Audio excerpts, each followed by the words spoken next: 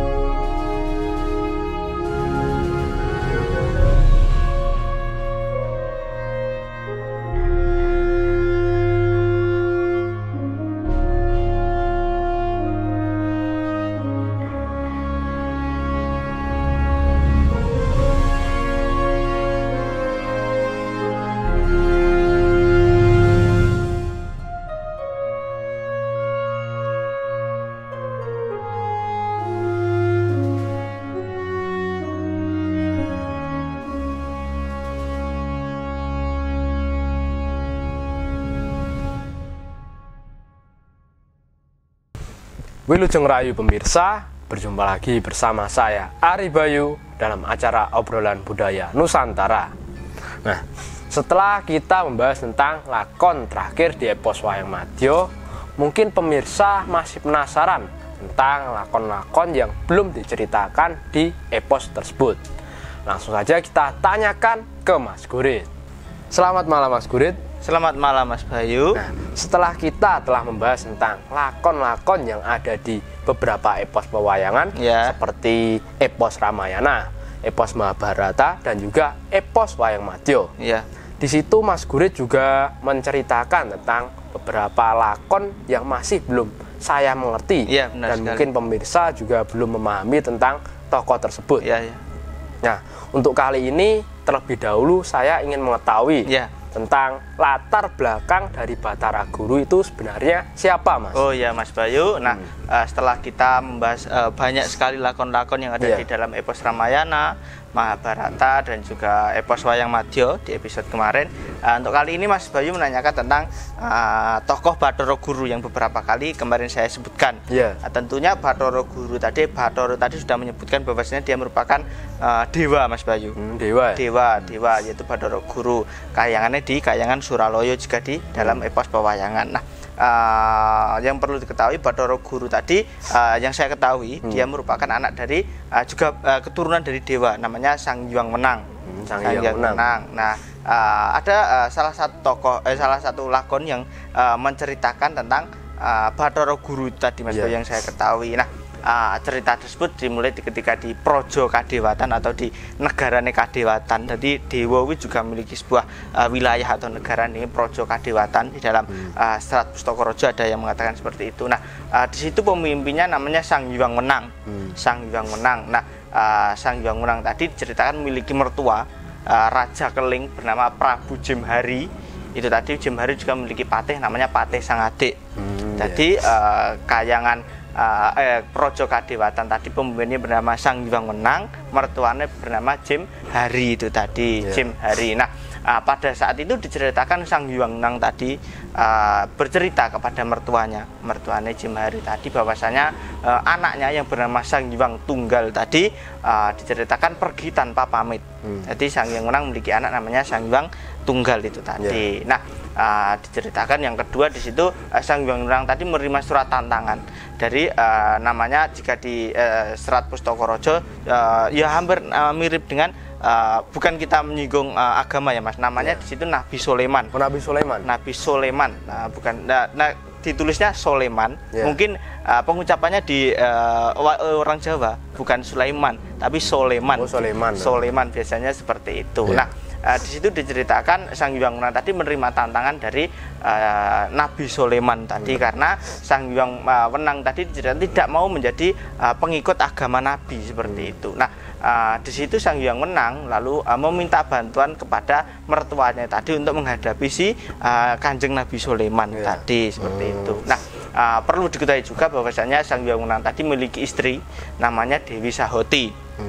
Jadi ibu Sang Hyang Tunggal tadi bernama Dewi Sahoti. Jadi anak dari Jemhari yang dirabi oleh Sang Hyang Wenang itu tadi. Nah, di tempat lain di negara namanya di negara Purwokandi. Tadi jika di dalam kurung di dalam serat tadi di tanah Mesir keterangannya namanya negara Purwokandi. Nah, Nabi Sulaiman pada saat itu diceritakan memiliki patih namanya Patih Jimsakar dan juga memiliki banyak sekali para punggawa-punggawanya. Nah, di situ diceritakan mereka sedang bermusyawarah tentang para pengikut dari Nabi Sulaiman yang murtad. Jadi keluar dari ajaran Nabi tadi, malah dia menyembah kepada Sang Hyang Wenang itu ada di.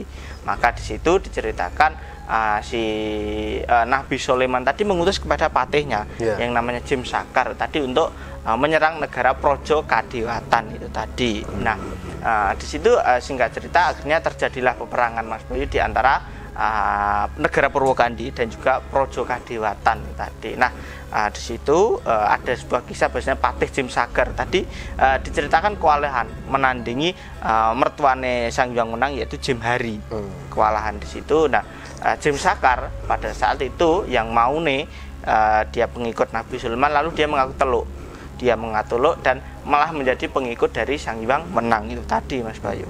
Nah, lalu setelah mengetahui Jimsakar teluk Mas, apa yang dilakukan Sang Hyang Wenang saat itu? Nah, di situ diceritakan Sang Hyang Wenang lalu mengatakan kepada Jimsakar dia ingin mengetahui tentang kesaktian dari Nabi Sulaiman itu tadi. Nabi Sulaiman apa yang membuatnya si Nabi Sulaiman tadi memiliki juga banyak sekali pengikut seperti itu Mas Bayu. Nah, di situ Jimsakar lalu menceritakan kepada Sang Hyang Wenang bahwasanya Nabi Sulaiman tadi memiliki pusaka yang sangat ampuh bernama Sesupe Mustiko Gaib. Singsim Mustiko Gaib seperti itu. Nah, Sang Hyang Wenang lalu pada saat itu mengutus kepada Jimsakar karena sudah menjadi pengikutnya.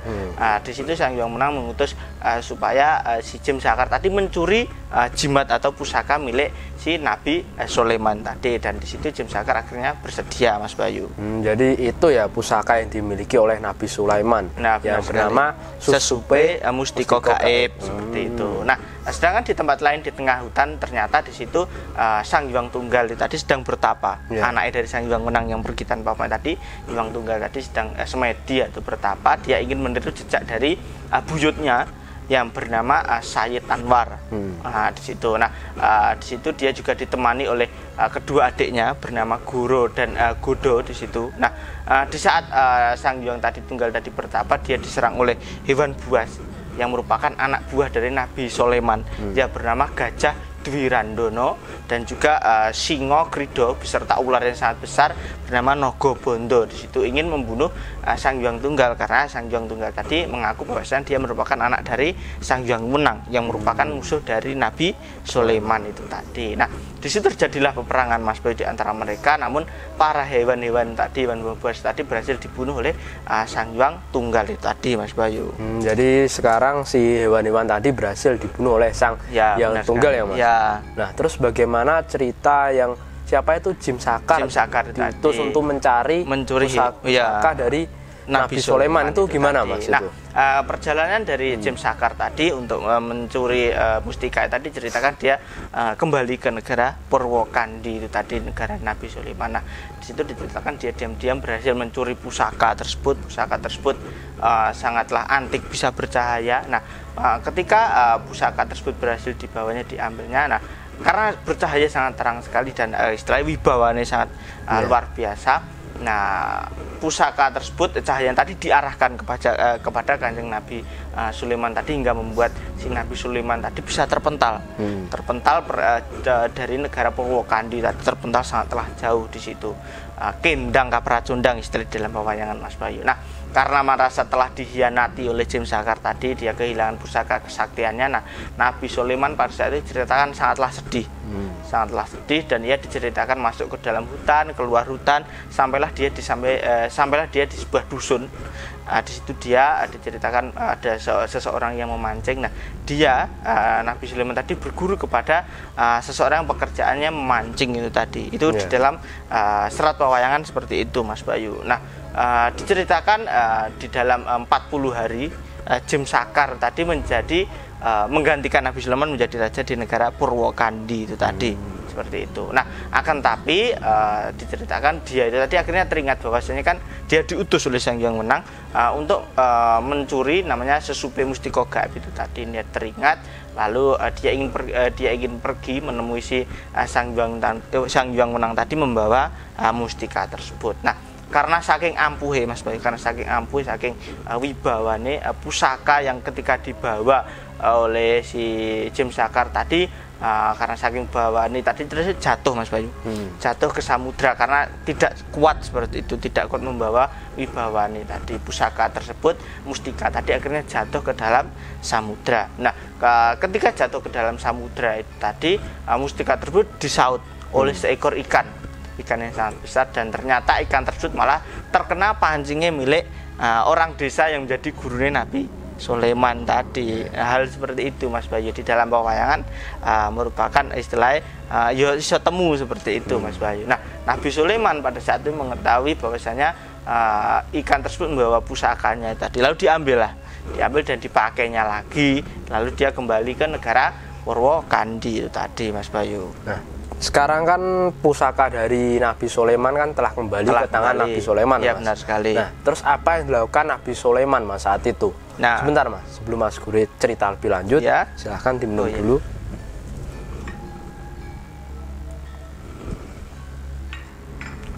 Nah, silahkan dilanjut Mas. Nah, di situ karena dia merasa dihianati oleh anak buahnya yang membelot kepada Sang Hyang Wenang tadi, Nabi Sulaiman diceritakan dia ingin menggempur meluruk negara para dewa-dewa itu tadi secara diam-diam atau dalam pewayangan lelimunan seperti itu Mas Bayu. Nah, di situ diceritakan dia juga memiliki pusaka ampuh lainnya, yaitu bernama kadang tumbal yang mampu membuatnya seperti transparan, tidak kelihatan seperti itu. Jadi dia bisa masuk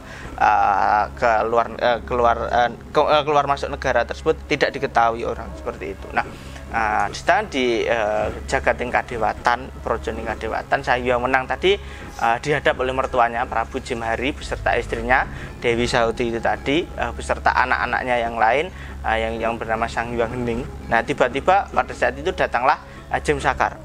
Jemsakar tadi datang mengatakan bahwasanya dia telah gagal membawa pusaka malukat sesupe gaib itu tadi kepada Sang Hyang Wenang itu tadi. Nah, lalu di situ singkat cerita tiba-tiba terjadi dentuman yang sangat keras sekali, lainnya seperti prajurit yang sedang berbaris gemeretak seperti itu. Itu tadi diceritakan timbul dari kemarahan dari Nabi Sulaiman tadi. Dia di situ diceritakan melepaskan sebuah aji-aji miliknya yang sangat luar biasa hingga mau membuat Projo Kadewatan tadi geger, hingga membuatnya negara tersebut terbelah Mas Bayu. Terbelah, istilahnya rusak negara tersebut. Nah, hal tersebut membuat Sang Hyang Wenang pun istilahnya bingung, wah bagaimana ternyata Nabi Sulaiman sangatlah kuat. Lalu dia ceritakan bersama istri dan mertuanya tadi pergi dari Kadewatan tadi mengungsi ke Gunung Himalaya. Jadi Himalaya tadi jika yang kita tahu Gunung Himalaya adanya di Jepang seperti itu. Namun jika di pedalaman juga ada namanya Gunung Himalaya. Sama seperti itu Mas Bayu. Jadi saat itu negara Projo Kadewatan itu terbelah menjadi dua ya? Iya Mas Bayu. Dikarenakan Nabi Sulaiman tersebut. Yang marah itu tadi Mas Bayu. Nah, di negara lain namanya negara Selan. Di situ diceritakan ada namanya Sang Hyang Darmajaka. Darmajaka tadi menerima kedatangan keponakannya yaitu Sang Hyang Tunggal. Bisa dikatakan bahwasanya Sang Hyang Joko tadi juga merupakan saudara dari Sang Hyang Wenang. Seperti itu ya kan, manggilnya paman, keponakan tadi. Nah, Sang Hyang Tunggal tadi ternyata tidak kembali ke negaranya, dia kembali ke negara Selan. Darmajaka tadi mengatakan bahwa dia ingin mengungsi karena negara Kadewatan tadi telah rusak oleh Nabi Sulaiman itu tadi Mas Bayu. Nah, di situ Sang Hyang Tunggal lalu dijadikan anak mantu, dan dinikahkan dengan anaknya si Darmajaka itu tadi bernama Dewi Darmani. Dewi Darmani. Nah, hasil pernikahannya itu tadi melahirkan ketiga anak yang diberi nama Sang Hyang Rudra, yang kedua Sang Hyang Darmastuti, yang ketiga Sang Hyang Dewanjali seperti itu. Nah, diceritakan setelah beberapa saat si Sang Hyang Tunggal tadi dia tinggal di tempat tersebut. Suatu ketika Sang Hyang Tunggal tadi minta pamit untuk melanjutkan perjalanan, dia ingin melakukan mengembara atau lelono broto. Nah, di tengah perjalanan ia bertemu dengan namanya Jem Gakarwo. Ia juga merupakan anak buah dari Nabi Sulaiman. Mereka di situ lalu berperang, dan diceritakan Sang Hyang Tunggal pun kewalahan menghadapi Jem tersebut. Lalu diceritakan dia menceburkan diri ke dalam samudra itu tadi untuk menghindari si Jem Gakarwo menyerangnya. Nah, di dalam samudra diceritakan samudra pun juga ada penguasanya, Mas Bayu. Raja Ningyuyu. Di situ juga Raja Ningyuyu bernama Prabu Rekotomo. Jadi mungkin rajanya hewan kepiting seperti itu. Yuyu kan dalam bahasa Jawa kan kepiting. Bernama siapa, Mas Adi? Prabu Rekotomo. Prabu Rekotomo. Prabu Rekotomo. Lah, di situ Prabu Rekotomo tadi ditangisi oleh anaknya bernama Dewi Rekotowati yang bermimpi bahwasanya diperistri oleh Sang Hyang Tunggal. Nah, Raja Ningyuyu Rekotomo tadi lalu bersemedi dan tiba-tiba Sang Hyang Tunggal tadi sudah berada di depannya pada saat itu. Nah, singkat cerita Sang Hyang Tunggal tadi karena telah diselamatkan lalu dia balas budi mau dinikahkan dengan Dewi Rekotowati. Nah, di situ dikisahkan di dalam Serat Pustaka Raja dituliskan bahwasanya hasil pernikahan mereka berdua tadi melahirkan anak namun berwujud telur, atau telur. Nah, Sang Hyang Tunggal karena malu, dia lalu marah, telur tersebut diceritakan dibanting, dibanting dan pecah. Nah, setelah pecah tadi, di situ ada jabang bayi, Mas Bayu, dua jabang bayi laki-laki, yang satu laki-laki, yang laki-laki tadi bercahaya gelap dan yang satunya bercahaya terang, atau dalam bahasa Jawanya jini, terang. Nah, di situ bayi karena masih malu itu tadi, bayi tersebut lalu diguncang oleh angin dan hilang seperti itu dari hadapan Sang Hyang Tunggal itu tadi. Nah, setelah kejadian tersebut datanglah ternyata Sang Hyang Wenang, karena juga dia juga sakti mengetahui bahwasanya anaknya tadi berada di dalam samudra itu tadi. Nah, Sang Hyang Wenang menemui anaknya Sang Hyang Tunggal tadi dan mengatakan bahwasanya Sang Hyang Wenang tadi telah menjadi penguasa di namanya Arji Tenguru. Arji Tenguru itu mana? Tenguru, Gunung Tenguru. Gunung Tenguru seperti itu. Nah, dan di situ dia juga berpesan bahwasanya dia harus Hyang Tunggal harus mencari letak kedua bayi yang telah hilang tersebut, anaknya dengan Rekotowati tadi. Nah, Sang Hyang Wenang pada saat lalu memberikan sebuah pusaka kepada Sang Hyang Tunggal, yaitu namanya Mustika Retna Dumilah dan Loto Mahusadi.